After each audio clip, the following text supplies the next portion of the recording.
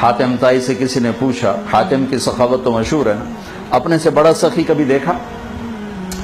وہ کہنے لگے یہ سارے بدو مجھ سے بڑے سخی ہیں کہ میں ایک بدو کا مہمان تھا نوجوان، تو عرب میں پورا بکرا وہ کر کے نا وہ سجی سا وہ سامنے رکھتے اور سری بھی ساتھ ہوتی. ہمارے تو سری کو رکھنے کو اچھا نہیں سمجھا جاتا، وہاں سری سردار کے سامنے رکھی جاتی.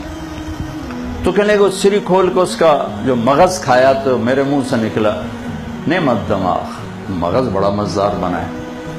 تو ایک دم وہ بدو اٹھا اور اس نے جلدی 4 اور سریاں تیار کر کے میرے آگے رکھ، اور ہم نے اس میں نکال کے کھایا، سو گئے. صبح اٹھا تو میں نے دیکھا کہ 4 بکریوں کے سر جدا اور دھڑ پڑے ہوئے. میں نے بدو سے پوچھا یہ کیا کیا ہے؟ کہا آپ کے منہ سے نکلا تھا کہ مغز بڑا بڑھیا ہے، تو میرا جی چاہ میں مہمان کو خوش کروں. کہنے لگے تیرے پاس کتنی بکری ہیں؟ کہنے لگا 5. کہا یہ ساری تو نے ذبح کر دی؟ کہا. کہا تو کہاں سے کھائے گا؟ کہا مجھے اللہ کھلائے گا، مہمان کو خوش کرنا ہمارا ہے، ہماری ثقافت.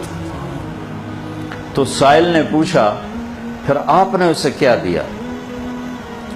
تو حاتم نے کہا میں نے اسے 100 اونٹ دیے اور 1000 بکریاں دی.